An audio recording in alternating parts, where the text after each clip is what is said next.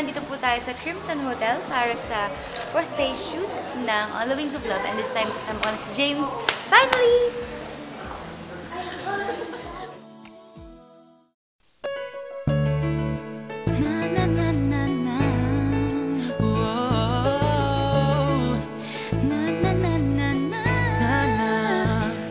Naniniwala na ako sa forever, magmula nung nakilala kita. Kaya nga di ako sumurrender, ano man ang sinasabi nila. Hi guys! We're here at Crimson Hotel in Alabang and we're shooting for On the Wings of Love. So this is my 4th day na. And dito namin ginagawa lahat ng scene sa hotel where Clark is working.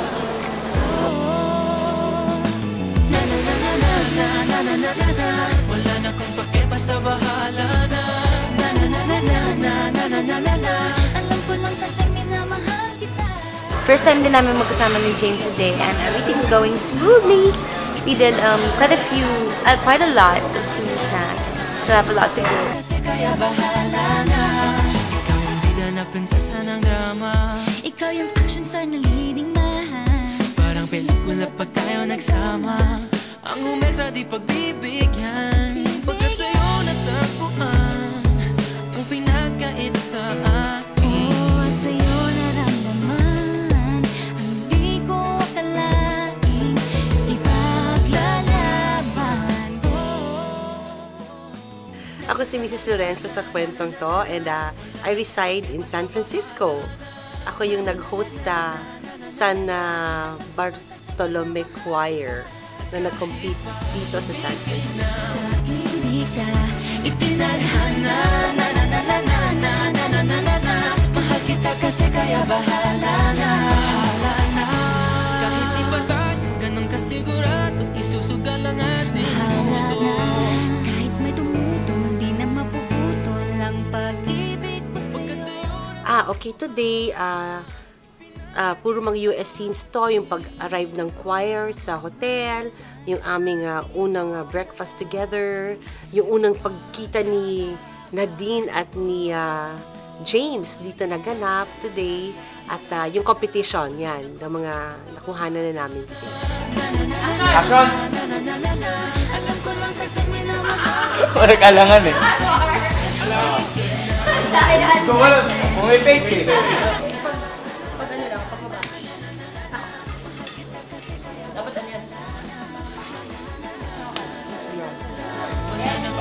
And rolling 542.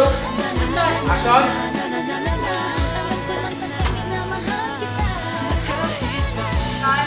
Yeah, first taping ko with On the Wings of Love today. Masaya, parang pamilya. Lagi naman ganyan, lalo na pag dreamscape, pagkakakilala na lahat. So, wala na nga kailangan na icebreaker pa. Pamilya na agad.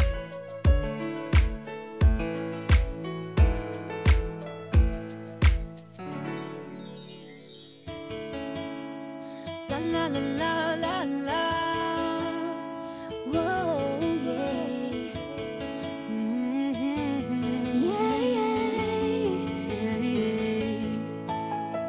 Kahit tagal din na ito'y kinikimkim, kung sasabihin ba ay diringgin. Aaminin bang tinitagong lihim, pag-ibig mo ay tangi kong hiling. Si James nakakatuwa, niloloko namin lagi eh. So, tinatagalog namin para lalong mahasa ang pagtatagalog ni James. So, cooperative naman siya, pero English pa rin siya sumagot.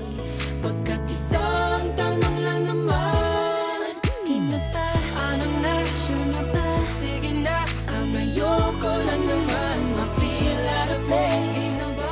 Si Nadine, magaang siyang katrabaho because she reminds me a lot of my daughter. Magkakawig sila. At saka, by chance, when I was showing my pictures, the pictures of my children, sabi niya, Tita, sino yan? Anong pangalan niya? Sabi ko, Mia. Ay, sabi niya, nagtrabaho kami pareho sa RX, pareho kaming radio jock. So, she was there for a month. Nagkasama sila. And yun, masarap siya kasama sa trabaho. Nakakatuwa.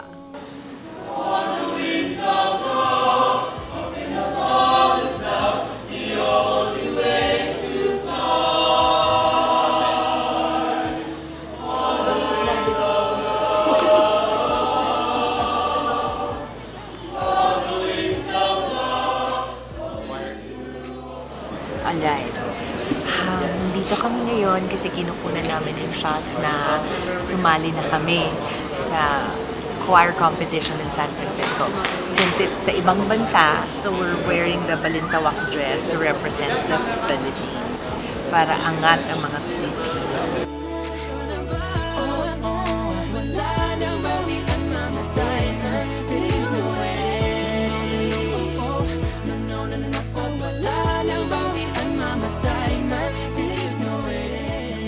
Okay, so in this scene, Clark is drawn to an unknown, beautiful voice, and he doesn't actually get to find out who it is.